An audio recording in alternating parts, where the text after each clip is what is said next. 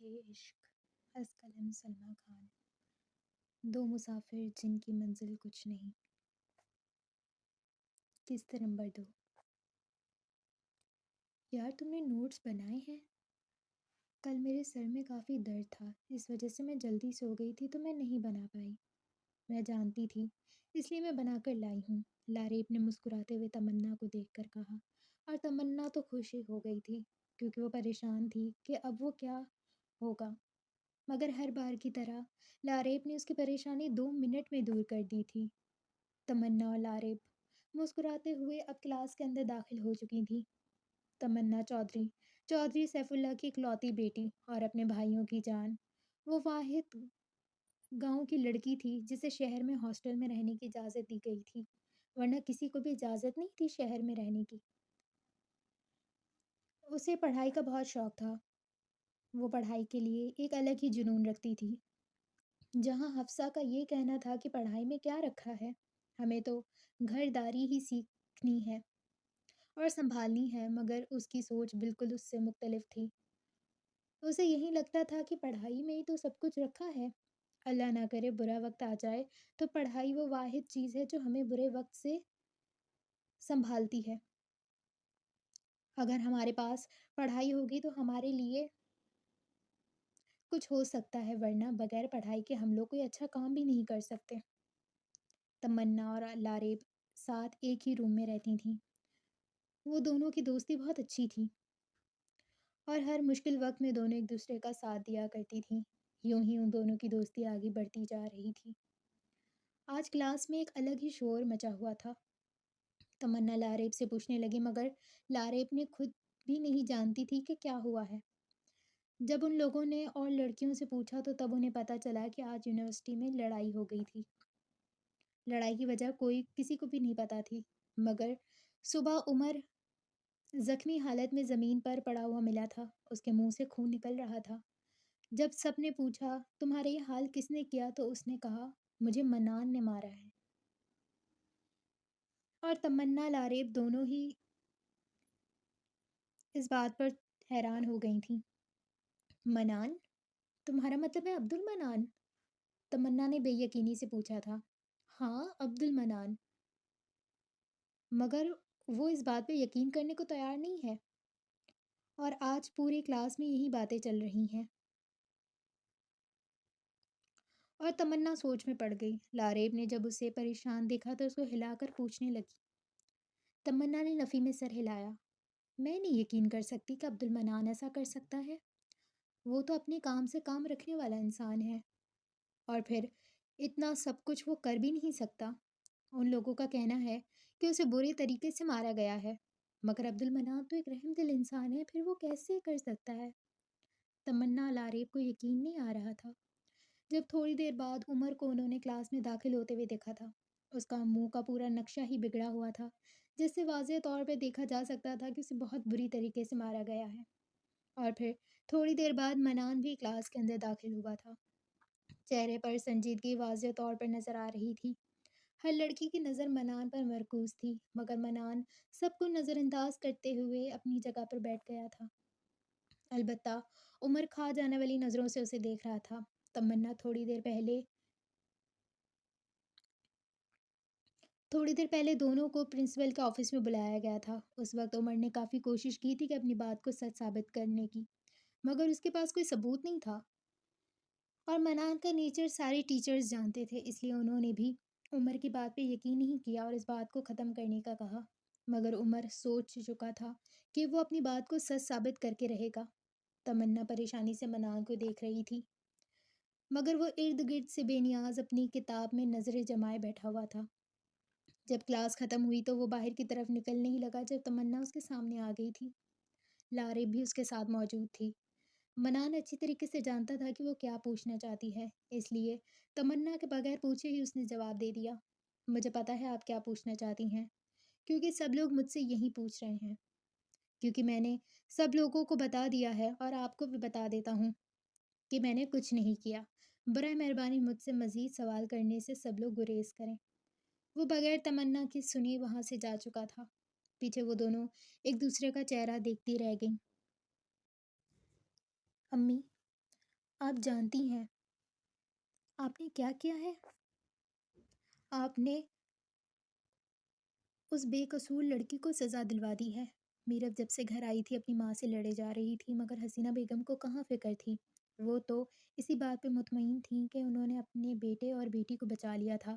میرا دماغ خراب مت کرو۔ اگر وہ بے قصور ہے تو میرا بیٹا بھی بے قصور ہے۔ مجھے پورا یقین ہے اپنے بیٹے پر۔ اور کیا تم چاہتی تھی کہ میں تمہیں ان کو دے دیتی؟ وہ چودھری ابھی اپنے بیٹے کی موت کی وجہ سے انتقام میں اندھے ہو چکے ہیں۔ تمہاری زندگی جہنم بنا دیتے، تمہیں زندگی سے نفرت ہو جاتی، اور تم یہ چاہتی تھی؟ وہ چلاتے ہوئے میرب کو چپ کروا رہی تھیں۔ اس کے بھائی کو کیا جواب دیں گے ہم؟ بتائیں۔ منان آیت کو ہمارے بھروسے چھوڑ کے گیا تھا۔ بتائیں جب اسے پتہ چلے گا کہ اس کی بہن کو ہم لوگوں نے اپنے مفاد کے لیے استعمال کیا ہے، آپ نے اپنی بیٹی اور بیٹے کو بچانے کے لیے اس بے قصور کو سزا دلوا دی ہے، تو وہ کیا کرے گا؟ امی خدا سے ڈریں، اس لڑکی نے آپ کے ہر ظلم چپ چاپ ہنستے مسکراتے سہے تھے۔ آپ نے کہا میری بیٹی میں اتنی ہمت نہیں ہے کہ وہ چودھریوں کا ظلم برداشت کر سکے۔ تو آپ مجھے بتائیں اس لڑکی میں کہاں اتنی ہمت ہے کہ وہ ان چودھریوں کا ظلم سہ سکے؟ وہ بھی میرے جیسی ہی ہے، مگر آپ نے ظلم کی انتہا کر دی ہے امی۔ وہ ابھی بھی اپنی ماں کو ان کی غلطی کا احساس کروانے کی کوشش کر رہی تھی، مگر اس کی ماں تو گویا اس کی بات سن ہی نہیں رہی تھی۔ انہوں نے میرا کو چپ رہنے کا کہا اور وہاں سے اندر کی جانب چلی گئی تھیں۔ پیچھے میرا بے بسی سے اپنی ماں کو دیکھتی رہ گئی۔ آج آیت کو حویلی میں ایک ہفتہ ہونے والا تھا۔ اس ایک ہفتے میں ماں بیٹی سے جتنا ظلم ہو پا رہا تھا اس معصوم لڑکی پر وہ لوگ کرے جا رہی تھیں۔ ہر بار انہیں روکنے کے لیے رابعہ بیگم اور انوشا آ جاتی تھیں، مگر ان دونوں کو کہاں فرق پڑتا تھا۔ اس سارے عرصے میں زوحال بالکل خاموش تھی۔ انوشے کو اپنی بہن کے لیے برا لگا تھا۔ رابعہ بیگم بھی دل سے یہ چاہتی تھی کہ زوحال ان کے شازن کی بیوی بن جائے، مگر انہیں آیت بھی بری نہیں لگ رہی تھی۔ حقیقت تو یہ تھی کہ انہیں اپنے بیٹے کے لیے ہر لڑکی پسند تھی، سوائے حفصہ کو چھوڑ کر۔ انہوں نے کبھی بھی نازیہ بیگم کی نفرت حفصہ سے کرنے کی کوشش نہیں کی تھی، مگر حفصہ بچپن ہی سے ایسی شاطر تھی کہ انہیں بھی اس لڑکی سے اب نفرت محسوس ہو رہی تھی۔ بچپن میں رابعہ بیگم حفصہ سے بھی اتنی محبت کیا کرتی تھیں، مگر حفصہ جا کر چودھری سیف اللہ سے شکایت لگا دیتی تھی کہ ان کی بڑی امی ان سے محبت نہیں کرتی بلکہ انہیں مارتی ہیں، اور رابعہ بیگم اس چھوٹی سی بچی کا جھوٹ آنکھیں پھاڑ کر دیکھ رہی ہوتی تھی۔ اور پھر چودھری سیف اللہ کئی دنوں تک رابعہ بیگم سے بات بھی نہیں کرتے تھے۔ تب سے ہی ان دونوں کی فطرت سے وہ واقف ہو گئی تھیں۔ وہ تو زوحال اور انوشے کو بھی کبھی اس گھر میں نہ رہنے دیتی اگر رابعہ بیگم ان دونوں کی ڈھال بن کر سامنے نہ آ جاتی۔ ان کا یہی کہنا تھا کہ ماں کے انتقال کے بعد دونوں کو اپنے باپ کے پاس واپس چلے جانا چاہیے، مگر رابعہ بیگم نے ان دونوں کو اپنے پاس رکھ لیا تھا۔ تب سے ہی ان دونوں کی ذمہ داری انہوں نے خود پہ لے لی تھی۔ آیت حویلی میں سارا کام خود کیا کرتی تھی۔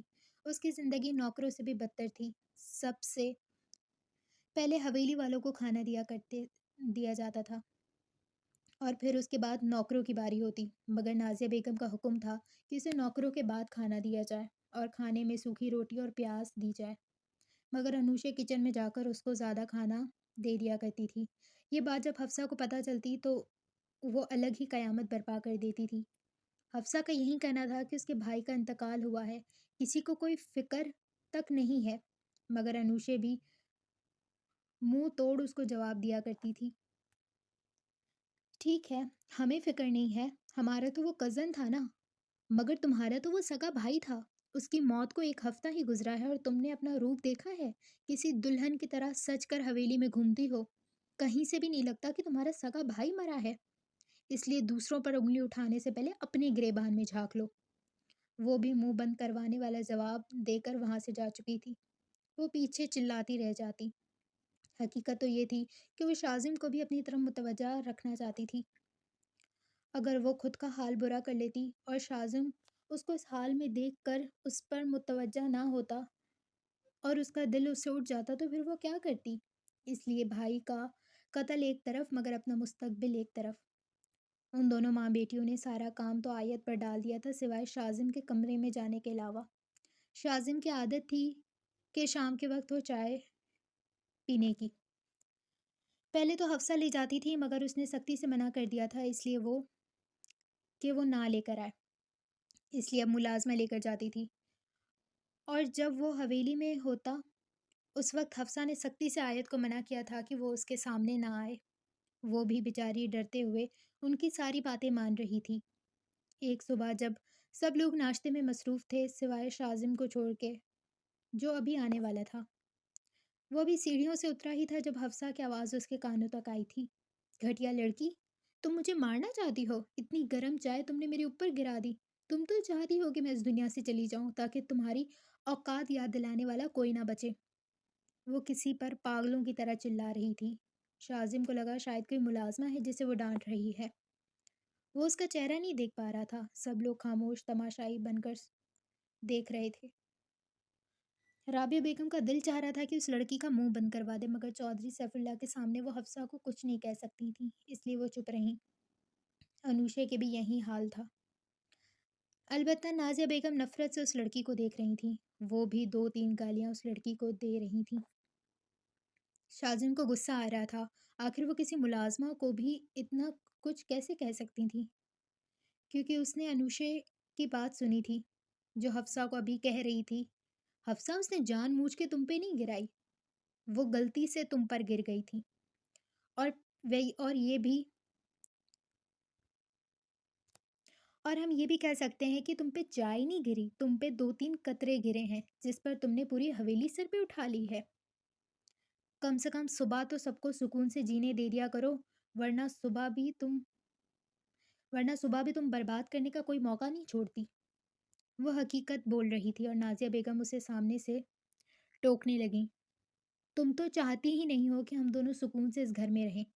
اور پھر چودھری سیف اللہ کے سامنے جھوٹے آنسو بہانا شروع ہو گئیں۔ چودھری سیف اللہ نے ایک تیکھی نظر انوشا پہ ڈالی تو وہ نہ چاہتے ہوئے بھی چپ ہو گئی تھی، مگر شازم اچھی طریقے سے جانتا تھا کہ انوشا کبھی جھوٹ نہیں بولتی، اس نے سچ ہی بولا تھا۔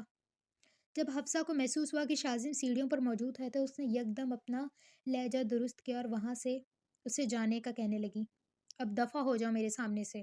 اور آیت گڑبڑاتے ہوئے اب کچن کی جانب جانے ہی لگی تھی جب سیڑھیوں سے آتے ہوئے شازم سے ٹکرا گئی۔ ابھی وہ گرنے ہی لگی تھی جب شازم نے اس کا بازو پکڑ کے اسے سنبھال لیا، اور جیسے ہی شازم کی نظر اس لڑکی پہ پڑی، شازم کو لگا جیسے دنیا ہی تھم گئی ہے۔ وہ یک ٹک اس لڑکی کو دیکھے جا رہا تھا۔ حفصہ اور نازیہ بیگم نے جب یہ منظر دیکھا تو ان کی آنکھوں میں مرچیں لگنا شروع ہو گئی تھیں۔ چودھری سیف اللہ کا حال بھی کچھ الگ نہیں تھا، البتہ باقی سب مسکراتے ہوئے ان دونوں کو دیکھ رہے تھے۔ آہل بھی ابھی نیچے آیا تھا۔ جب اس حال میں اپنے بھائی کو دیکھا تو وہ اپنی مسکراہٹ نہیں چھپا پایا۔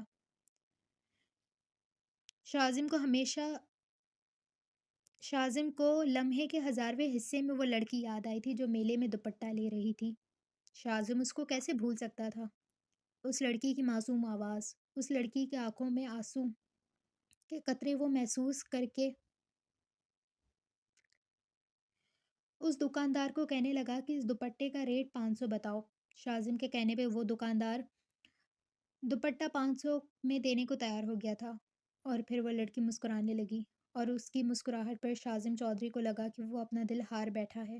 اور اس لڑکی کے جاتے ہی شازم نے 5000 کا نوٹ اس دکاندار کے ہاتھ میں رکھا تھا، اور آج اس لڑکی کو اس حال میں دیکھ کر اس کے دل کو کچھ ہوا تھا۔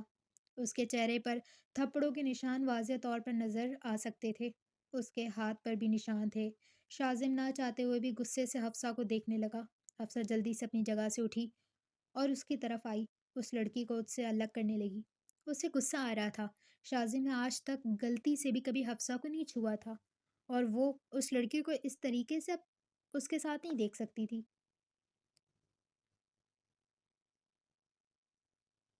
شازم آئے، بیٹھے، ناشتہ میں لگاتی ہوں۔ ارے لڑکی، نکل یہاں سے۔ وہ غصے سے آیت کو دیکھ کر بولی تھی۔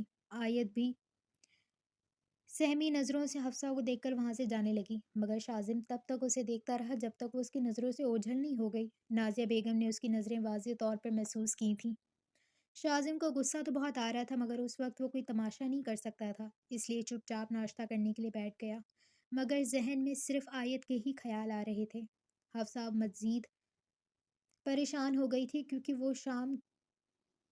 وہ شازم کی آنکھوں میں آیت کے لیے پسندیدگی دیکھ چکی تھی۔ وہ پریشانی سے اپنی ماں کو دیکھ رہی تھی جنہوں نے اسے پرسکون رہنے کا کہا تھا، اور نازیہ بیگم اب اپنے اگلے منصوبے پر عمل کرنے کا سوچ رہی تھیں۔ اس ایک ہفتے میں منان نے 4 بار تو کال کی تھی آیت کے لیے، مگر اس کی چچی نے ہر بار یہ کہہ دیا کہ وہ کسی کام میں مصروف ہے۔ یہ بات منان کو ہضم تو نہیں ہوتی تھی، مگر وہ اپنی چچی کو اچھی طریقے سے جانتا تھا۔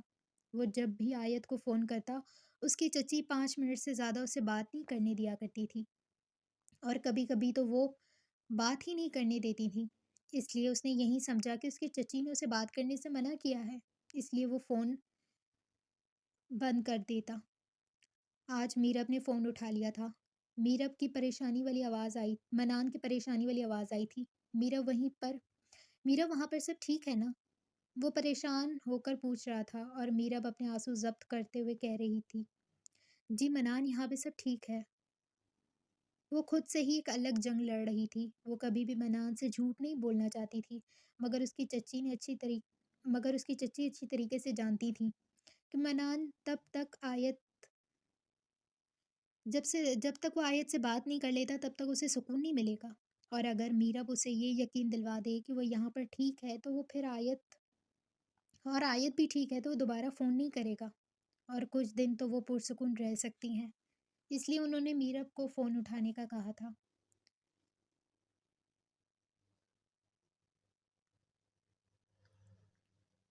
میرب نہ چاہتے ہوئے بھی اپنی ماں کی بات مانتے ہوئے اسے تسلی دے رہی تھی اور اطمینان کروا رہی تھی کہ یہاں پر سب ٹھیک ہے۔ وہ بھی میرب کی بات سمجھتے ہوئے اب فون بند کر چکا تھا، اور اب پرسکون تھا کیونکہ وہ جانتا تھا کہ میرب اس سے کبھی کچھ نہیں چھپائے گی۔ اس کے فون بند کرتے ہی میرب نے اپنی شکوہ بھری نظر اپنی ماں پہ ڈالی اور دیکھنے لگی، مگر اس کی ماں کو کہاں فرق پڑنا تھا۔ انہوں نے ساری بات کو نظر انداز کیا اور پھر اپنے کمرے کی جانب چلی گئی۔ پیچھے وہ بے بسی سے آیت کے لیے دعا کرنا شروع ہو گئی کہ وہ جس حال میں بھی ہو بس ٹھیک ہو۔ آہل چودھری آج کھیتوں کی طرف جا رہا تھا جب اس کی گاڑی سڑک کے بیچوں بیچ خراب ہو گئی تھی۔ وہ اکیلا ہی تھا، اس کی عادت نہیں تھی کہ وہ اپنے ساتھ گارڈز کو لے کے جائے، اس لیے اب وہ فون ملا کر مکینک کو لانے کا کہہ رہا تھا۔ ابھی تھوڑی ہی دیر گزری تھی جب اس کے سامنے ایک گاڑی آ کر رکی تھی۔ جب آہل نے غور سے گاڑی کو دیکھا تو اس کے ماتھے کی شکنیں زیادہ گہری ہو گئی، کیونکہ سامنے والی گاڑی میں اور کوئی نہیں بلکہ ان کا خاندانی دشمن کا بیٹا شاویز خانزادہ موجود تھا۔ وہ اپنے باپ اور خانزادہوں کے درمیان لڑائی کو اچھے طریقے سے جانتا تھا۔ خانزادہ ایوب کے درمیان والی لڑائی کو بہت اچھے طریقے سے جانتا تھا۔ لڑائی کی وجہ اسے صحیح سے معلوم نہیں تھی، مگر خانزادہ لوگ کوئی موقع ہاتھ سے نہیں جانے دیتے تھے چودھریوں کو نیچا دکھانے کا۔ ہر بار جب سردار مقرر کرنا ہوتا تو شازم چودھری کے سامنے شاویز خانزادہ کھڑا ہوتا تھا، مگر حقیقت یہ تھی کہ اس نے کبھی ان چیزوں میں دلچسپی نہیں رکھی تھی۔ اگر لیتا تو آج شازم کی جگہ وہ سردار بن جاتا، یہ بات سب کو پتہ تھی، کیونکہ وہ ہر لحاظ سے بہت طاقتور تھا، مگر وہ ان چیزوں میں دلچسپی نہیں رکھتا تھا۔ اس کا باپ اسے ہر بار چودھریوں کے سامنے کھڑا کر دیتا تھا،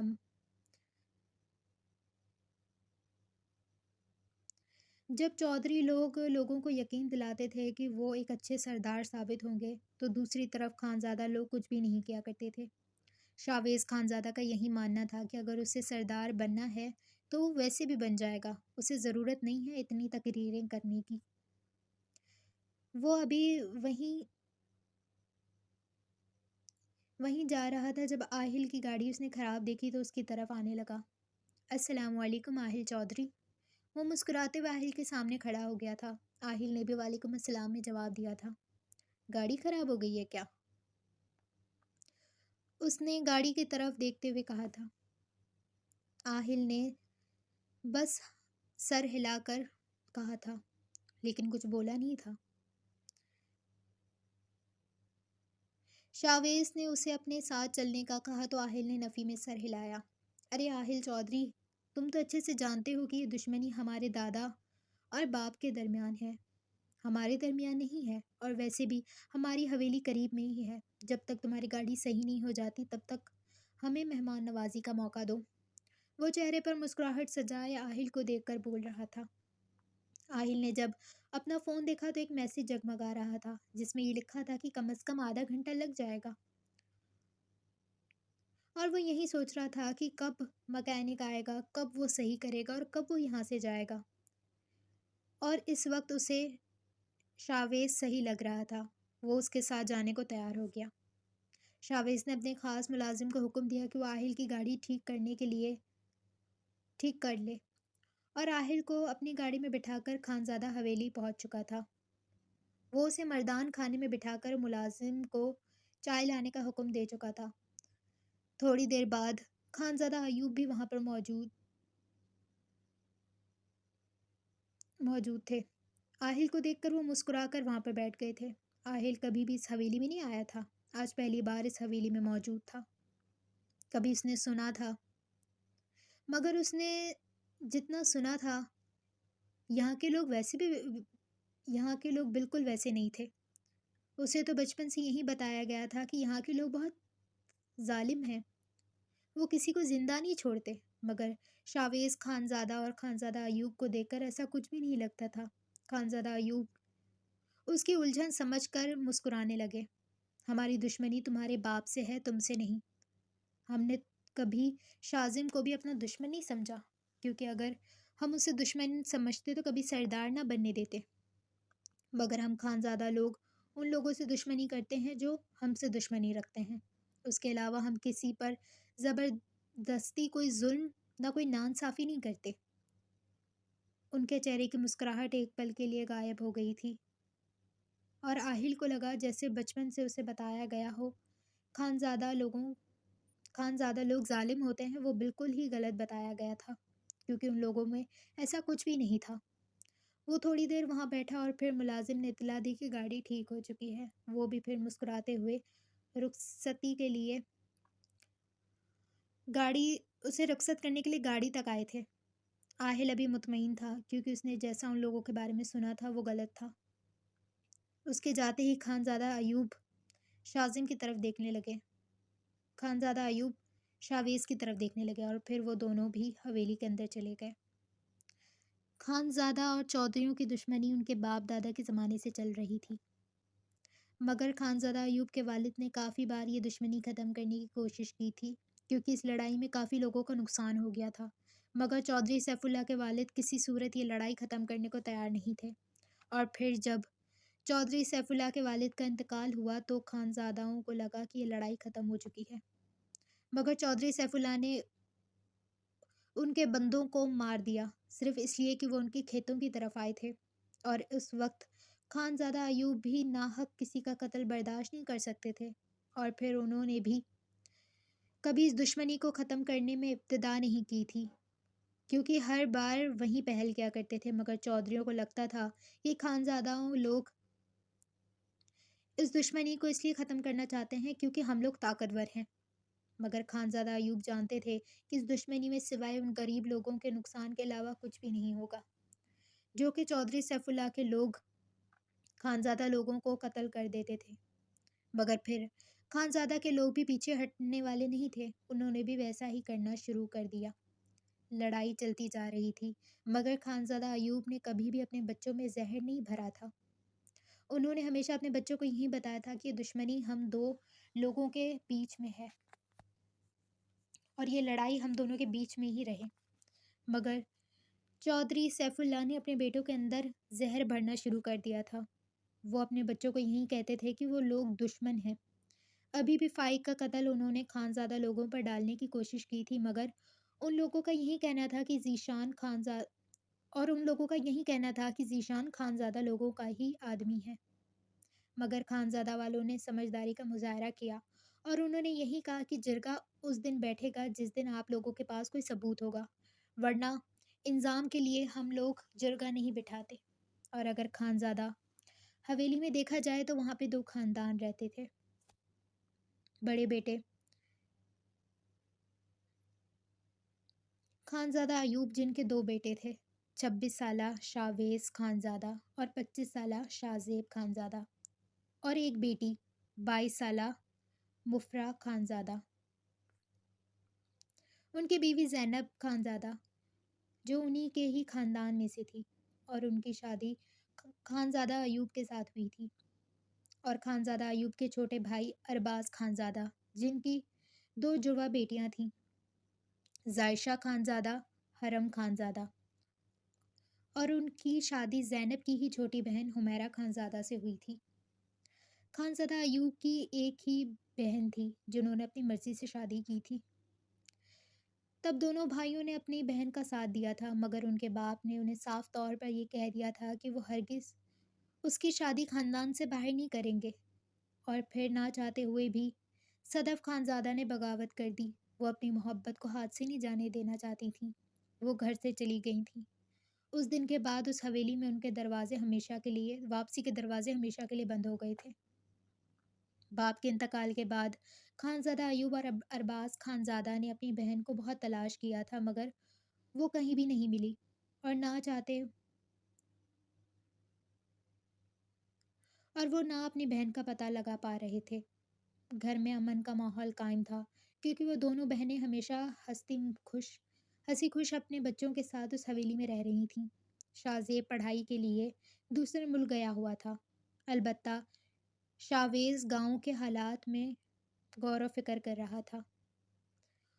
حمیرہ بیگم نے یہی سوچ رکھا تھا کہ ان کے بڑے بیٹے حمیرہ خانزادہ نے یہی سوچ رکھا تھا کہ ان کی بڑی بیٹی زائشہ جن کا انہوں نے شاویز کے لیے سوچ رکھا تھا، اور ان کی چھوٹی بیٹی حرم جن کا انہوں نے شاہزیب کے لیے سوچ رکھا تھا، دونوں بہنیں اس بات پر راضی تھیں، مگر قسمت میں کیا لکھا تھا کسی کو علم نہیں تھا۔ کون کس کے نصیب میں لکھا جانا تھا یہ تو وقت ہی بتا سکتا تھا۔ ایک پل کے لیے سکون محسوس نہیں ہو رہا تھا، اور پھر یکدم باہر سے شور مچنا شروع ہوا۔ جب وہ باہر پہنچی تو اپنی ماں کو صوفے پر بیٹھا پایا۔ وہ سینے پر ہاتھ رکھے بس اتنا ہی کہہ رہی تھیں کہ میرا وقت آ چکا ہے، مجھے لگتا ہے کہ میں بھی اپنے شوہر اور بیٹے کے پاس جا رہی ہوں، ہائے میں مر جاؤں گی۔ وہ چیختے ہوئے بس یہی کہے جا رہی تھیں۔ آیت کچن کے دروازے پر کھڑی پریشانی سے ان سب کو دیکھ رہی تھی۔ ڈاکٹر کو بلایا گیا۔ رابعہ بیگم سمجھ گئی تھیں کہ یہ بھی ان کا کوئی ڈرامہ ہی ہے، اس لیے وہ بیزاری سے ان کو دیکھ رہی تھیں۔ ڈاکٹر نے ان کو چیک کرنے کے بعد اتنا ہی کہا کہ یہ تو ٹھیک ہے، اور ان کی اس بات پر رابعہ بیگم کے چہرے پر تنزیہہ مسکراہٹ آئی تھی، اور نازیہ بیگم گڑبڑاتے ہوئے ڈاکٹر کو ہی باتیں سنانا شروع ہو گئیں۔ ڈاکٹر نے بھی پھر نہ چاہتے ہوئے بھی ان کی بات پر اثبات میں سر ہلایا، کیونکہ وہ تو بس یہاں سے جان چھڑوا کے یہاں سے جانا چاہتی تھیں۔ اور پھر جب انہیں اپنا منصوبہ کامیاب ہوتا ہوا نظر آیا تو انہوں نے چودھری سیف اللہ کے سامنے رونا پیٹنا مچا دیا۔ دیکھیں چودھری صاحب، میرے شوہر کی خواہش تھی کہ میری بیٹی شازن کی دلہن بنے۔ میں نے بہت صبر کر لیا ہے۔ میرا بیٹا اس دنیا سے چلا گیا، میرا بیٹا بھی یہی چاہتا تھا۔ روز مجھے عجیب سے خواب آتے ہیں جس میں میرا شوہر کہتا ہے کہ میں نے ایک ہی خواہش کی تھی، وہ بھی تم پوری نہیں کر پائی۔ میں اب یہ بوجھ اپنے ساتھ لے کر زندہ نہیں رہ سکتی۔ یا تو آپ شازم اور حفصہ کی شادی کروا دیں، یا تو پھر مجھے کچھ ہو جائے گا، کیونکہ میرا ضمیر ہرگز یہ گوارا نہیں کرتا کہ میں اپنے شوہر کی آخری خواہش پوری نہ کر پاؤں۔ وہ چودھری سیف اللہ کے سامنے اب جھولی پھیلا رہی تھیں، اور رابعہ بیگم کو اپنے آس پاس خطرے کی گھنٹیاں بجتی ہوئی محسوس ہو گئیں۔ اور پھر جیسا انہوں نے سوچا تھا ویسا ہی ہو گیا۔ چودھری سیف اللہ نے شادی کے لیے مان گئے تھے۔ رابعہ بیگم نے کئی بار انہیں سمجھانے کی کوشش کی کہ ابھی تو گھر میں جوان موت ہوئی ہے اور ابھی شادی، مگر وہ سننے کو تیار ہی نہیں تھے۔ انوشے حیران ہو کر اپنی مامی کو دیکھ رہی تھی جن کا اپنا سگا بیٹا مرا تھا، مگر انہیں تو بس اپنی بیٹی کی شادی کی پڑی ہوئی تھی، اور اصلی قیامت تو کچن کے دروازے پر کھڑی آیت پر گری تھی۔ وہ اس کا شوہر تھا، چاہے جیسی بھی شادی ہوئی تھی، مگر قانونی طور پر اور شرعی طور پر اس پر صرف وہ حق رکھتی تھی، اور اب وہ کسی اور کی اور وہ اب اسے اسے دوسری شادی کے بعد کیسے برداشت کر سکتی تھی؟ دوسری شادی کی بات کیسے برداشت کر سکتی تھی؟ نازیہ بیگم حفصہ نے اسے کئی بار یہ چیز بتائی تھی کہ شازم کی بیوی حفصہ ہی بنے گی، تمہاری حیثیت اس گھر میں نوکروں سے بھی بدتر ہے۔ مگر اسے اس بات کی تسلی تھی کہ ابھی تو کچھ بھی نہیں ہو رہا، اور وہ دعا میں اللہ سے یہی مانگتی تھی کہ اس کے شوہر کے دل میں اس کے لیے جگہ بن جائے، کیونکہ وہ اچھی طریقے سے جانتی تھی اگر اس کے شوہر نے اسے قبول کر لیا تو پھر کوئی اس پہ ظلم نہیں کر پائے گا، اور ویسے بھی وہ گاؤں کا سردار ہے، اس کے فیصلے کے آگے کسی کا کوئی جرأت نہیں ہوگی کچھ بولے۔ اس کا دل بہت بری طریقے سے ٹوٹ گیا تھا، اسے بس اب شازم کے انکار کا انتظار تھا، کیونکہ وہ اتنے دنوں سے یہ تو واضح طور پر دیکھ چکی تھی کہ شازم حفصہ میں کوئی دلچسپی نہیں رکھتا، وہیں ہمیشہ اس کے آگے پیچھے پھرتی رہتی تھی، اور یہی بات اس کے دل میں خوشی ڈال دیتی تھی کہ اس کا شوہر کسی اور عورت میں دلچسپی نہیں رکھتا۔ مگر اب یہ بات اسے بے چین کر رہی تھی کہ شازم پر اب صرف اس کا حق نہیں بلکہ کسی اور کا بھی ہوگا۔ وہ نہ صرف اس پر حق بلکہ اس کے جو کمرہ اس نے دیکھا تک نہیں ہے اس پر بھی حفصہ کا حق ہوگا، اور اس حویلی کی بڑی بہو وہ کہلائی جائے گی۔ یہی بات اسے بے چین کر رہی تھی جب رات کو بلا کر شازم کو کھانا کھا کر ڈرائنگ روم میں بٹھایا گیا تھا۔ سب لوگ اس وقت اس کے سامنے موجود تھے جب چودھری سیف اللہ نے اس پر بجلی گرائی تھی، یہ کہہ کر کہ تمہارا اگلے ہفتے ہی حفصہ کے ساتھ نکاح ہوگا، اور اس پر تو گویا یہ پوری حویلی ہی کسی نے گرا دی تھی۔ وہ بے یقینی سے اپنی باپ کو دیکھ رہا تھا، اور پھر اس کی نظر اپنی ماں پر گئی جو بے بسی کی مورت بنے وہاں پر بیٹھی ہوئی تھی۔ البتہ ماں بیٹی کے چہرے پر مسکراہٹ تھی، یہ چیز اسے اس وقت آگ لگا رہی تھی۔ اس نے بھی اپنی ماں والی بات ہی دہرائی تھی کہ ابھی تو گھر میں جوان موت ہوئی اور ابھی شادی، مگر چودھری سیف اللہ کا یہی کہنا تھا کہ یہ میرا فیصلہ ہے اور میرا فیصلہ آخری ہوگا۔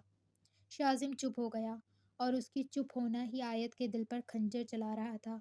اس نے کبھی بھی اس دشمن جان سے بات نہیں کی تھی، یہاں تک کہ شازم نے آج تک محبت کی نظر تو چھوڑو، ہمدردی کی نظر سے بھی اسے نہیں دیکھا تھا، مگر نہ چاہتے ہوئے بھی آیت خود کو اس کی طرف مائل ہونے سے نہیں روک پا رہی تھی۔ آخر وہ اس کا شوہر تھا، اللہ نے نکاح کے بندھن میں بہت کشش رکھی تھی۔ آیت کو لگا تھا کہ وہ اسے نظر انداز کرتا ہے، مگر کوئی شازم چودھری کے دل سے پوچھے، جس نے جب سے آیت کو دیکھا تھا تب سے ہی بے چین ہو گیا تھا۔ اس کا دل کرتا کہ وہ آیت کو اپنے ساتھ بٹھا کر بس اسے دیکھتا رہے۔ جب وہ ملازموں کے ساتھ کام کرتی تو شازم کا دل چاہتا کہ اسے اپنے سینے میں ایسا چھپا لے کہ کوئی بھی اسے نہ دیکھ پائے۔ وہ کسی اور کو یہ حق نہیں دینا چاہتا تھا کہ اس کے علاوہ کوئی آیت کو دیکھے، اور یہاں کسی اور کی زندگی میں شامل ہونے کا حکم دے دیا گیا تھا، اور یہ بات اسے ناگوار گزر رہی تھی، مگر وہ اپنے باپ کے فیصلے پر ہر بار کی طرح چپ ہو گیا تھا۔ جب چودھری سیف اللہ نے دوبارہ اپنی بات شروع کی تو وہاں پر سارے لوگ ہی حیران ہو گئے تھے۔ جب انہوں نے کہا کہ ہم نے شازم اور حفصہ کے نکاح کے ساتھ آہل اور زائشہ کا بھی نکاح ہوگا تو پورے ڈرائنگ روم میں سناٹا پھیل گیا۔ آیت کچن میں ساری باتیں بخوبی سن رہی تھی۔ اس کے ساتھ رابعہ بیگم کا رویہ ٹھیک تھا، انوشے اس کا خیال رکھتی تھی، لیکن روحال اس سے کبھی زیادہ بات نہیں ہوئی پائی، بلکہ زیادہ بات تو کیا روحال کبھی اس کے سامنے بھی نہیں آئی، اور اس نے کبھی روحال کو دیکھا بھی نہیں تھا، کیونکہ ہر وقت تو وہ اپنے کمرے میں ہی بند رہتی تھی۔ اسے تو لگتا تھا کہ شاید وہ اپنے ہونے والے شوہر کا غم مناتی ہے، لیکن آج اس کی شادی کا سن کر وہ خود بھی حیران تھی۔ روحال جو یہ فیصلہ سن کر بے یقینی سے اپنے ماموں کو دیکھ رہی تھی، تھوڑی دیر بعد خاموش رہی اور پھر آہستہ سے بولی، دیکھیں ماموں جان، آپ کا فیصلہ جو بھی ہوگا مجھے قبول ہوگا۔ آپ نے ہی میری شادی فائق کے ساتھ پکی کی تھی اور میں نے کوئی اعتراض نہیں کیا تھا، لیکن ماموں جان مامی جان نے آہل کے لیے انوشے کو سوچ رکھا تھا، اور میں ہرگز اپنی بہن کے حق پہ ڈاکہ نہیں مار سکتی، اس لیے مجھے آپ کا یہ فیصلہ قبول نہیں ہے۔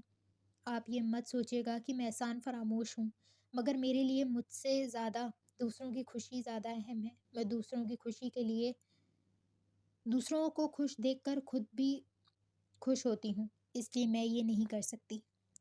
وہ یہ کہہ کر وہاں سے جا چکی تھی۔ پیچھے آہل پہلے ایک بات پر سنبھلا نہیں تھا جب دوسری بات پر وہ حیران ہو گیا تھا۔ اس سے بغیر پوچھے اس کی شادی کا فیصلہ ہونے والا تھا، مگر جیسے ہی اس نے انکار کیا وہ خوش ہو گیا کہ اب سب ختم ہوگا۔ مگر جیسے اس نے دوسری بات آہل کے لیے انوشے کو سوچ رکھا ہے یہ بتائی تو وہ اور پریشان ہو گیا۔ بھلا وہ کیسے انوشے سے شادی کر سکتا تھا؟ اس کا دل تو کسی اور کے لیے دھڑک رہا تھا۔ وہ تو کسی اور کے لیے اپنے جذبات محسوس کر رہا تھا۔ وہ سارے جذبات جو ابھی نئے تھے، اور نئے جذبات تو ابتدا میں عروج پر ہوتے ہیں۔ چودھری سیف اللہ نے روحال کی یہ بات سن کر سوچ میں پڑ گئے، مگر نازیہ بیگم ہکا بکا انوشے کو دیکھ رہی تھیں۔ اگر آہل کی شادی روحال سے ہو جاتی تو انہیں زیادہ مسئلہ نہیں تھا، کیونکہ وہ زیادہ بولتی نہیں تھی، چپ چاپ اپنے کام سے کام رکھنے والی لڑکی تھی۔ مگر انوشے، اللہ توبہ، وہ تو سوچ بھی نہیں سکتی تھی کہ ایسا ہو جائے گا۔ وہ انوشے کو یہاں سے نکالنے کی ترکیبیں سوچ رہی تھیں، اور رابعہ بیگم ہمیشہ کے لیے اسے اس گھر پہ رکھنا چاہتی تھیں۔ نازیہ بیگم نے دوبارہ اپنی بات شروع کی اور چودھری سیف اللہ کو اس بات پر منایا کہ ابھی صرف میرے شوہر کی خواہش زیادہ ضروری ہے، اس لیے ابھی حفصہ اور شازم کا نکاح ہو جائے اور ساری چیزیں ہم بعد میں سوچیں گے۔ اور چودھری سیف اللہ نے بھی ہاں میں سر ہلایا، اور پھر دونوں کی شادی کی تاریخ رکھ دی گئی۔ آیت کا دل 1000 ٹکڑوں میں ٹوٹا تھا، اور وہ کچن میں زمین کے بل روتے ہوئے اللہ سے شکایت کر رہی تھی۔ اور کمرے میں شازم کا حال بھی کچھ مختلف نہیں تھا۔ وہ ابھی اپنے اندر ایک اور الگ ہی جنگ لڑ رہا تھا۔ وہ اس لڑکی کو چاہنے لگا تھا، اس لڑکی سے محبت کرنے لگا تھا، یا شاید محبت وہ بھی پہلی نظر والی اس میلے میں ہی ہو گئی تھی۔ مگر یہاں تو سب کچھ الگ ہو گیا تھا۔ لیکن وہ اپنے باپ کا فیصلہ رد نہیں کر سکتا تھا، اس لیے نہ چاہتے ہوئے بھی وہ ان کی بات مان چکا تھا۔ راہل نے سوچ لیا تھا کہ وہ اپنی ماں کو صاف طور پر یہ بات بتا دے گا کہ وہ انوشا سے شادی نہیں کر سکتا۔ اس کا دل تو خانزادہ حویلی میں ہی رہ گیا تھا۔ جب وہ اس حویلی سے نکلا تھا تو بے اختیار اس کی نظر حویلی کے اوپر چھت پر گئی تھی، جہاں پر اس نے ایک لڑکی کو کھڑے پایا تھا جو اپنے ہاتھوں میں کبوتر پکڑے اسے اڑانے کی کوشش کر رہی تھی، اور راہل چودھری کو لگا وہ اپنا دل پہلی نظر میں اس لڑکی پر ہار چکا ہے۔ اور راہل نے سوچ لیا تھا کہ وہ اپنی ماں کو یہ چیز بتا دے گا کہ وہ ارباز خانزادہ کی بیٹی زائشہ خانزادہ سے محبت کرتا ہے، اور وہ اسی سے ہی شادی کرے گا۔ لیکن اگر اسے زائشہ کو حاصل کرنا تھا تو سب سے پہلے اسے یہ دشمنی ختم کرنی ہوگی، اور وہ اب اس دشمنی کی وجہ جاننا چاہتا تھا، کیونکہ وہ یہ تو اچھی طریقے سے بات سمجھ گیا تھا کہ دشمنی کی وجہ کچھ اور ہے، اور بس وہ اس وجہ کو ہی جان کر یہ دشمنی ختم کرنا چاہتا تھا۔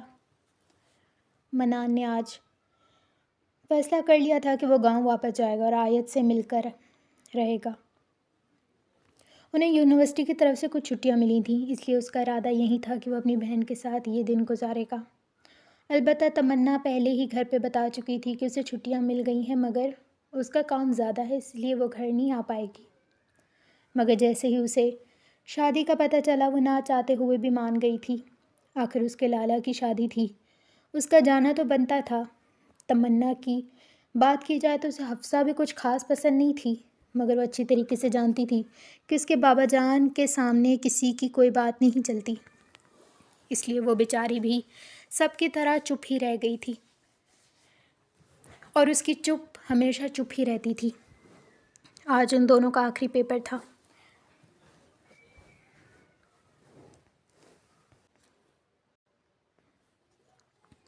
جب پیپر سے پہلے اس نے عمر اور اس کے دوستوں کی کچھ بات سنی تھی، جس میں عمر یہ کہہ رہا تھا کہ میں نے پہلے ہی پیپر خرید لیا ہے، مجھے سب کچھ پتہ ہے کہ پیپر میں کون سے سوال آنے والے ہیں، اور تمنا نے اس کی ہر بات ریکارڈ کر لی اور جا کر پرنسپل کو دکھا دی۔ جیسے ہی انہوں نے وہ ویڈیو دیکھی، انہوں نے عمر کو بلایا۔ عمر کو لگا کہ وہ کسی کام کے لیے اسے بلا رہے ہوں گے، مگر وہاں پر تمنا کو کھڑے پایا تو وہ سمجھ گیا کہ کچھ تو غلط ہوگا، اور پھر وہ ویڈیو جب چلائی گئی تو عمر کا چہرہ سفید پڑنا شروع ہو گیا۔ پرنسپل نے اسی وقت اس کے ماں باپ کو بلا کر کہا کہ اس کے سارے پیپرز کینسل کر دیے۔ وہ معافی مانگتا رہا، مگر پرنسپل نے اس کی ایک بات نہیں سنی۔ اس کے دل میں تمنا کے لیے اب نفرت بھر گئی تھی۔ اس نے سوچ لیا تھا کہ وہ اس سے بدلہ لے گا، جیسے ہی تمنا پرنسپل کے آفس سے باہر نکلی وہ اس کے پیچھے چلنا شروع ہو گیا۔ وہ منہ دھونے کے لیے واش روم کی طرف جانے لگی جب وہ وہاں پر اندر داخل ہوا اور اس پر چلانا شروع ہو گیا۔ تمہاری جرأت کیسے ہوئی میری شکایت پرنسپل کے سامنے لگانے کی؟ وہ اس کے سامنے چلا رہا تھا۔ تمنا پہلے تو ڈر گئی تھی، پھر ہمت کر کے بولی، تم نے غلط کیا اور تم غلط کرنے جا رہے تھے، پتہ نہیں کتنے لوگوں کا حق مارنے جا رہے تھے۔ تم چیٹنگ کر کے پاس ہو جاتے تو ان لوگوں کے ساتھ غلط ہوتا جو محنت کر کے آئے ہیں، اور میں ہرگز کسی کے ساتھ غلط نہیں ہونے دے سکتی تھی، اس لیے میں نے جا کے پرنسپل کو بتا دیا۔ وہ بغیر ڈرے اپنی بات مکمل کر چکی تھی۔ عمر کا غصہ 7ویں آسمان تک پہنچ چکا تھا۔ اس نے اگلے ہی پل اسے دیوار کے ساتھ لگایا اور اپنا ہاتھ اس کے گلے میں دبانے لگا۔ تمنا کی آنکھیں پھٹی کی پھٹی رہ گئیں۔ وہ اس کا گلا دبا رہا تھا۔ تمنا خود کو چھڑوانے کی کوشش کر رہی تھی، مگر اس کی گرفت اور سخت ہوتی جا رہی تھی۔ وہ خود کو اس سے دور کرنے کی کوشش کر رہی تھی، مگر وہ دور ہو ہی نہیں رہا تھا۔ تمہیں میں بتاتا ہوں میں کیا کر سکتا ہوں۔ میرے سارے پیپرز کینسل ہو گئے تمہاری وجہ سے۔ میں تمہیں زندہ نہیں چھوڑوں گا۔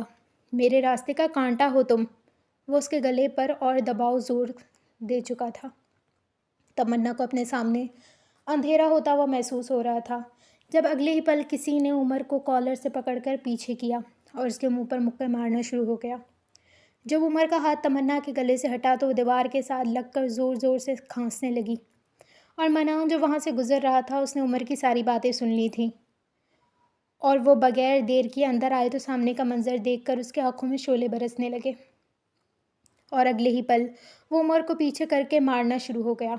عمر جو اس حادثے کے لیے ہرگز تیار نہیں تھا، وہ اپنا توازن قائم نہیں رکھ سکا اور پیچھے جا کر گر گیا۔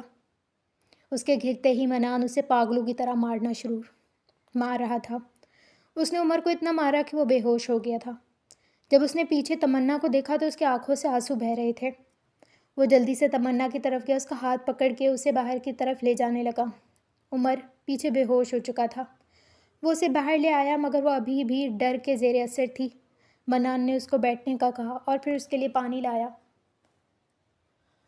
اور اس کو پلانے لگا۔ وہ ایک سانس میں ہی پورا پانی ختم کر چکی تھی۔ وہ مسلسل روئے جا رہی تھی اور منان اسے تسلی دے رہا تھا۔ اس نے غلط کیا تھا۔ میں نے تو جا کے پرنسپل کو بتا دیا تاکہ دوسروں کے ساتھ غلط نہ ہو، لیکن میں نہیں جانتی تھی کہ وہ ایسا کرے گا۔ وہ ابھی بھی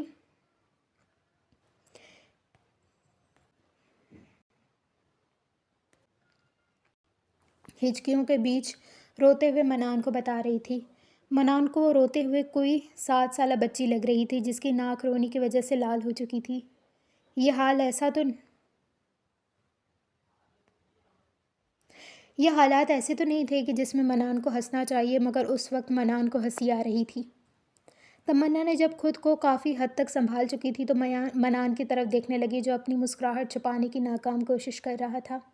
تمنا نے اسے گھوری سے نوازا تو وہ حیران ہو کر اسے دیکھنے لگا اور پھر سنجیدہ ہو گیا۔ دیکھو جو ہونا تھا وہ ہو گیا، اب اس سب کو بھول جاؤ۔ وہ اب تمہیں نقصان نہیں پہنچائے گا۔ منان کا لہجہ نرم تھا، مگر الفاظ میں یقین واضح طور پہ دیکھا جا سکتا تھا۔ وہ بھی اب خود کو پرسکون کرنے کی کوشش کر رہی تھی، کیونکہ اسے حویلی پہ جانا تھا، اور اس کا یہ چہرہ دیکھ کر سب لوگ سمجھ جاتے کہ کچھ نہ کچھ تو ہوا ہے، اور وہ ان لوگوں کو ہرگز پریشان نہیں کرنا چاہتی تھی اور ہرگز کچھ بتانا نہیں چاہتی تھی، اس لیے کوشش کر کے خود کو سنبھال رہی تھی۔ منان نے تھوڑی دیر اسے دیکھا اور پھر خود باہر کی طرف نکلنے لگا جب تمنا کی آواز اس کے کانوں تک آئی تھی، تھینک یو۔ اس نے مڑ کر تمنا کو سوالیہ نظروں سے دیکھا۔ وہ نظریں جھکا کر آج اس کو واقعی میں اس کی شکریہ ادا کر رہی تھی۔ منان اس کے سامنے تو خود کو سخت ظاہر کرتا تھا، مگر جیسے ہی اس نے اپنا چہرہ سامنے موڑا اس کی آنکھوں میں ایک الگ ہی مسکراہٹ آئی تھی جسے تمنا نہیں دیکھ پائی تھی۔ تمنا بھی خود کو پرسکون کرتے ہوئے اب ہاسٹل کے لیے روانہ ہو گئی تھی، کیونکہ اسے سامان بھی پیک کرنا تھا اور تھوڑی دیر بعد اس کے بھائی اسے لینے آ جاتے، اس لیے اس نے ہاسٹل جانا بہتر سمجھا۔ آیت کی حالت دن بدن خراب ہوتی جا رہی تھی۔ اس نے تو کبھی بھی یہ نہیں سوچا تھا۔ اس کو تو اللہ سے بس یہی دعا کرتی تھی کہ اس کا شوہر اسے چاہنے لگے۔ اس کے علاوہ اس کے دل میں کوئی اور خواہش نہیں تھی۔ نہ جانے کہ اس انسان کا کسی اور کا ہونے کا خیال ہی اسے اندر سے مار رہا تھا۔ حالانکہ اس انسان نے تو آج تک اس کی طرف نگاہ غلط بھی نہیں ڈالی تھی، مگر نہ چاہتے ہوئے کیوں اس انسان کے لیے اس کا دل دھڑکنے لگا تھا۔ وہ چاہ کر بھی اسے کسی اور کے ساتھ نہیں دیکھ سکتی تھی، مگر شادی کی تیاریاں عروج پر تھیں۔ حفصہ اور اس کی ماں کو چھوڑ کر سب کے چہرے ہی اترے ہوئے تھے۔ تمنا حویلی آ چکی تھی۔ آیت نے جب باہر گاڑیوں رکنے کا شور سنا تو وہ بھی کچن کے دروازے سے باہر کا منظر دیکھنے لگی، جہاں سے ایک لڑکی سب سے گلے ملتے ہوئے اندر آ رہی تھی۔ وہ لڑکی سنہری آنکھوں والی بہت حسین تھی اور دکھنے میں وہ کوئی پری معلوم ہو رہی تھی، اور اسے چند منٹ ہی لگے تھے یہ چیز پہچاننے میں کہ یہ اس کے شوہر کی بہن یعنی اس کی نند ہے، کیونکہ اس کی نین نقش شازم کی طرح تھے۔ تمنا سب سے مل کر اندر آ رہی تھی۔ حفصہ گرمجوشی سے اس سے مل رہی تھی۔ تمنا بھی مسکراتے ہوئے اس سے ملی تھی، اور پھر تھوڑی دیر بعد نازیہ بیگم نے نخوت سے کچن کے دروازے پر کھڑی آیت کو چائے لانے کا کہا۔ تمنا بھی اس لڑکی کو دیکھ کر حیران ہو گئی تھی، کیونکہ وہ بہت خوبصورت تھی۔ وہ کہیں سے بھی کوئی ملازمہ نہیں لگ رہی تھی۔ وہ سب ملازموں کو جانتی تھی، پھر یہ کون تھی؟ اس نے اپنی ماں کی طرف دیکھا تو انہوں نے نفی میں سر ہلا دیا، گویا کہنا چاہتی ہوں ابھی چپ رہو، بعد میں سب بتا دوں گی۔ اور پھر تھوڑی دیر بعد وہ چائے لے کر آئی تو حفصہ ناک چڑھاتے ہوئے چائے کا کپ اپنے لبوں سے لگایا۔ تمنا کی نظریں ابھی تک اس لڑکی پر ہی جمی ہوئی تھیں۔ نظریں تو شازم چودھری کی بھی اپنی بیوی پر ہی جمی ہوئی تھیں، مگر کمال مہارت سے وہ اپنی چوری چھپا گیا تھا۔ آیت وہیں پر ہی سب کو چائے دے رہی تھی جب حفصہ کی آواز اس کے کانوں تک آئی، بس 4 دن کے بعد میں تمہاری بھابھی بن جاؤں گی۔ میں تو بہت زیادہ خوش ہوں، اور تم بھی مجھے بھابھی بنا کر خوش ہو، میں جانتی ہوں۔ اور ویسے بھی تمہاری بھابھی میری طرح ہی ہونی چاہیے، کسی 2 کوڑی کے ملازم کی طرح نہیں۔ وہ آیت کی طرف دیکھتے ہوئے نفرت سے کہہ رہی تھی۔ آیت اپنے آنسو چھپانے کی ناکام کوشش کر رہی تھی، مگر آنسو تھے جو رکنے کا نام ہی نہیں لے رہے تھے۔ وہ جلدی سے آخری کپ شازم کے حوالے کرتے ہوئے جب حفصہ نے بیچ میں ہی اسے روک لیا اور پھر اپنی نظریں اس پر مرکوز کیے دفع ہونے کا کہا۔ وہ بھی اپنے آنسو چھپاتے ہوئے وہاں سے جانے لگی، مگر اس کے آنسو تمنا نے دیکھے تو شازم چودھری نے بھی تھے، مگر اس وقت سب لوگ خاموش رہے۔ جب سب لوگ اپنے کمروں میں چلے گئے تو تمنا نے اپنی ماں سے سارا معاملہ پوچھا، تو جیسے جیسے تمنا کو سب کچھ پتہ چلا اسے لگا کہ وہ اگلی سانس نہیں لے پائے گی۔ یہ تھی عبد المنان کی بہن۔ اسے اچھے سے یاد تھا کہ ایک بار یونیورسٹی میں ایک فیسٹیول ہوا تھا، بہت سارے لوگوں نے اسٹال لگایا تھا، انہی میں سے ایک اسٹال سے عبد المنان نے اپنی بہن کے لیے اسکارف لیا تھا۔ تمنا پہلے نہیں سمجھ آیا کہ وہ کسی لڑکی کے لیے کیوں کر رہا ہے، کیا اس کی زندگی میں کوئی لڑکی تھی؟ اور پھر عبد المنان نے اپنی فون سے تصویر نکالی اور اس لڑکی کو مسکرا کے دیکھنے لگا، اور تمنا کو لگا اس کا دل ڈوب جائے گا۔ وہ تو اس سے محبت کرتی تھی، اس نے کبھی منان کو بتایا نہیں تھا، مگر وہ دل سے اسے چاہتی تھی۔ اور پھر اچانک سے منان نے ادھر ادھر نظر گھمائی، مگر اس کے آس پاس سوائے تمنا کے اور کوئی نہیں تھا، کیونکہ وہ کسی لڑکی سے رائے لینا چاہتا تھا۔ تمنا اپنے آنسو چھپاتے ہوئے اس کی طرف آئی تو اس نے کہا کہ دوپٹہ اس لڑکی پر کیسا لگے گا؟ تمنا نے جب اس لڑکی کی تصویر دیکھی تو وہ حیران ہو گئی، کیونکہ وہ سچ میں کوئی شہزادی لگ رہی تھی، مگر اس کے چہرے کے نین نقش منان کی طرح تھے۔ اور پھر منان تمنا کی الجھن سمجھتے ہوئے اسے بتانے لگا کہ یہ میری بہن ہے، اور تمنا کو گویا اندر تک سکون اترتا ہوا محسوس ہوا تھا۔ اس نے خوش دلی کے ساتھ اس کی مدد کی تھی، کیونکہ وہ بھی ایک لڑکی تھی، وہ اچھے سے جانتی تھی کہ اس کی بہن کو کیا پسند آئے گا یا نہیں، وہ بتا سکتی تھی۔ رابعہ بیگم کی آواز پر وہ کسی خواب کی دنیا سے واپس آئی تھی۔ سامنے رابعہ بیگم بیٹھی ہوئی تھی، جو سب کچھ اسے بتا رہی تھیں۔ وہ حیران ہوتی جا رہی تھی۔ امی، بھائی ایسا کیسے کر سکتے ہیں؟ اس کی آواز میں بے یقینی تھی، اور پھر اگلے ہی پل وہ صوفے سے اٹھی اور اپنے بھائی کے کمرے کی طرف جانے لگی۔ رابعہ بیگم اسے روکتی رہیں، مگر اسے اپنے بھائی سے جواب چاہیے تھا۔ وہ کسی بھی بے قصور کے ساتھ ایسا کیسے کر سکتے تھے؟ اور اسے بس منان کا ہی خیال آ رہا تھا، کیونکہ وہ اتنا تو سمجھ گئی تھی کہ اسے کچھ بھی نہیں پتہ اس کی بہن کے ساتھ کیا ہوا ہے۔ اگر اسے پتہ ہوتا تو ضرور وہ اس حویلی کو سر پہ اٹھا لیتا، کیونکہ وہ ڈرنے والوں میں سے نہیں تھا۔ یہ بات تمنا چودھری اچھے سے جانتی تھی۔ منان دروازے پہ دستک دے رہا تھا مگر کوئی بھی دروازہ کھول نہیں رہا تھا، اور پھر بالآخر کافی دیر دستک دینے کے بعد میرب نے دروازہ کھولا تھا، اور دروازہ کھولتے ہی اسے لگا کہ وہ پتھر کی ہو گئی ہے۔ اس کے سامنے منان کھڑا تھا۔ وہ میرب کو دیکھ کر ہلکا سا مسکرایا۔ اس کی کیفیت ایسی تھی کہ وہ مسکرا بھی نہ سکی۔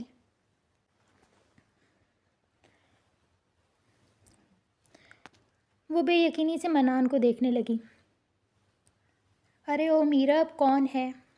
حسینہ بیگم دوپٹہ سر پر لیتے ہوئے باہر آئی تھیں جب سامنے منان کو دیکھ کر وہ بھی ٹھہر گئیں۔ منان میرب کو ہٹاتے ہوئے اب آگے بڑھ رہا تھا، اور میرب کو لگا اس کی سانس وہیں تھم جائے گی۔ وہ اس دروازے پر ہی کھڑی رہی۔ منان نے حسینہ بیگم کو سلام کیا تو وہ بھی خود پر قابو کرتے ہوئے وعلیکم السلام کہنے لگی۔ منان پورے گھر میں نظریں گھماتا رہا مگر اسے کہیں بھی اپنی بہن نظر نہیں آ رہی تھی، مگر اس کی بہن وہاں پر نہیں تھی۔ اس نے حسینہ بیگم سے آیت کا پوچھا تو وہ گڑبڑا گئیں۔ منان کو کچھ غلط ہونے کا احساس ہو رہا تھا۔ اس نے مڑ کر میرب کو دیکھا جس کی آنکھوں سے آنسو بہہ رہے تھے، اور منان کو اپنے آس پاس خطرے کی گھنٹیاں بجتی ہوئی محسوس ہو رہی تھیں۔ وہ جلدی سے میرب کی طرف آیا اور اسے رونے کی وجہ پوچھنے لگا۔ وہ آیت اس کو لے گئے۔ وہ اپنی بات مکمل نہیں کر پا رہی تھی۔ آنسوؤں کا گولا اس کے گلے میں اٹکا ہوا تھا۔ حسینہ بیگم نے جب بات کو بگڑتے ہوئے محسوس کیا تو منان کا ہاتھ پکڑ کے اسے چارپائی پر بٹھانے لگی۔ دیکھو بیٹا، میں تمہیں سمجھاتی ہوں۔ وہ اب پرسکون کرنے کی کوشش کر رہی تھی، مگر اس کو تو اب پرسکون کرنے والی یہاں پر موجود نہیں تھی۔ اس نے غصے سے اپنی چاچی کی طرف دیکھا اور پھر گھرا کر بولا، میری بہن کہاں ہے چچی؟ کیا کیا ہے آپ لوگوں نے اس کے ساتھ؟ آج پہلی بار منان کی آواز اونچی ہوئی تھی۔ ایک پل کے لیے تو حسینہ بیگم بھی گڑبڑا کر پیچھے ہو گئی تھیں۔ میرا وہیں پہ ہی ساکت دروازے پر کھڑی رہی۔ حسینہ بیگم ڈرتے ہوئے منان کو کہنے لگی کہ وہ اپنی مرضی سے ہی گھر چھوڑ کر چلی گئی ہے۔ وہ پسند کرتی تھی کسی کو اور اس کے ساتھ وہ گھر چھوڑ کر بھاگ گئی ہے۔ اب میرا بے یقینی سے اپنی ماں کا جھوٹ سن رہی تھی۔ وہ اس لڑکی کے کردار پر کیچڑ اٹھا رہی تھی جس نے آج تک کسی مرد کی طرف آنکھ اٹھا کر بھی نہیں دیکھا، اور آج اسے وہ بد کردار ثابت کر رہی تھیں۔ منان بے یقینی سے اپنی چچی کو دیکھ رہا تھا۔ ابھی وہ کچھ اور بولتا کہ جب میرب کی پیچھے سے آواز آئی تھی، خدا کا خوف کر امی، پہلے آپ نے آیت کے ساتھ اتنا غلط کیا اور اب اس با کردار لڑکی پر آپ الزام لگا رہی ہیں۔ امی، آپ کی اپنی بھی بیٹی ہے، آپ خود بھی ایک عورت ہیں، آپ ایسا کیسے کر سکتی ہیں؟ وہ آج ساری تمیز لحاظ ایک طرف رکھتے ہوئے پھٹ پڑی تھی۔ وہ بچپن ہی سے آیت پر ظلم ہوتے ہوئے دیکھ رہی تھی۔ بچپن میں چچی منان کو بھی مارا کرتی تھی مگر جیسے ہی منان جوانی کی دہلیز پر قدم رکھنا شروع ہوا، انہوں نے ہاتھ اٹھانا چھوڑ دیا، مگر آیت کو اپنے تشدد کا نشانہ بنایا کرتی تھیں۔ منان بے یقینی سے میرب کو دیکھ رہا تھا۔ میرب ہچکیوں سے روتے ہوئے اسے سب بتا رہی تھی۔ منان، اسے بچا لو، وہ مصیبت میں ہے، چودھریوں کا بیٹا مر گیا۔ سب کو لگا تھا کہ ذیشان بھائی نے ان کے بیٹے کو مارا ہے۔ امی نے ذیشان بھائی کو تو چھپا دیا لیکن جرگہ بٹھایا گیا۔ انہوں نے ونی کا مطالبہ کیا تو امی نے وہاں پر کہا کہ وہ اپنے بیٹے کو ونی کرنے کو تیار ہیں، اور پھر وہ دوبارہ رونے لگی۔ منان اس کی طرف بڑھا اور بے تابی سے آگے بڑھ کر اسے پوچھنے لگا۔ انہوں نے آیت کو اپنی سگی بیٹی بتا کر ونی کر دیا۔ وہ چیختی رہی مگر امی بے رحم بن کر اپنی بیٹی اور بیٹے کو بچا کر اس بے قصور کو پھانسی کے پھندے پر پہنچا گئی ہیں۔ چودھری انتقام میں اندھے ہو چکے ہیں، پتہ نہیں اس کے ساتھ کیا حال کریں گے۔ ہماری آنکھوں کے سامنے اسے گھسیٹتے ہوئے لے جا رہے تھے تو اکیلے میں کیا حال کریں گے؟ منان، خدا کے لیے اسے بچا لو۔ وہ اپنی بات مکمل کر کے دوبارہ رونے لگی اور منان کی آنکھوں میں خون اتر آیا۔ اس نے آج پہلی بار نفرت بھری نظروں سے اپنی چچی کو دیکھا تھا۔ حسینہ بیگم سہم کر پیچھے ہٹیں اور پھر خود پر قابو کرتے ہوئے بولنا شروع ہوئیں۔ میں نے ساری زندگی تمہیں اور تمہاری بہن کا خیال رکھا، اور اس وقت آیت کے پاس موقع تھا کہ وہ اپنے حسابوں کا بدلہ چکاتی، احسانوں کا بدلہ چکاتی، تو اس نے وہی کیا۔ اس میں کیا غلط ہے؟ یہ مت بھولو کہ ساری زندگی تم لوگوں کے خرچے، سب کچھ اخراجات میں نے اٹھائے ہیں، اور تم؟ ابھی وہ مزید کچھ کہتا کہ منان نے اپنا ہاتھ اٹھا کر چپ رہنے کا کہا۔ کتنی بے رحم عورت ہیں آپ! क्या कह रही हैं आप؟ सारी ज़िंदगी मेरी बहन और मेरे खर्चे आपने उठाए हैं? हसीना बीबी, शायद आपको लगता है कि हम लोगों को कुछ भी नहीं पता, मगर आयत और मुझे ये बात अच्छे से पता थी कि हमारा बाप हर महीने आपको अच्छी खासी रकम देता है। जब बाबा हम लोगों को छोड़कर यहाँ से चले गए थे ना, तब उन्होंने भी एक अच्छी खासी रकम आपको दी थी, और वो अपनी दूसरी बीवी के साथ अपनी ज़िंदगी शुरू कर चुके हैं, मगर फिर भी बाकायदगी से आपको रकम अदा करते हैं। और आप ये कह रही हैं कि आपने एहसान किया? आज तक उन पैसों में से आपने आधा भी हम पर खर्च नहीं किया, और आप ये दावा करती हैं कि मेरी बहन ने एहसानों का बदला चुकाया है। ठीक है, अपनी बहन को तो मैं वापस लेकर आऊँगा, मगर अपना अंजाम आप सोच लीजिए, क्योंकि अगर मेरी बहन को कुछ भी हुआ तो सबसे पहला इंतकाम मेरा आपसे होगा। उसके आवाज़ उसके अल्फाज इतने सख्त थे कि हसीना बेगम को अपनी रीढ़ की हड्डी में सनसनाहट महसूस हो रही थी। वो एक आखिरी नज़र मीरब पर डालकर वहाँ से बाहर की तरफ निकल गया। पीछे मीरब बस रोती रही और नफ़रत से अपनी माँ को देख रही थी, और हसीना बेगम को तो मनान से उस वक्त खौफ महसूस हो रहा था।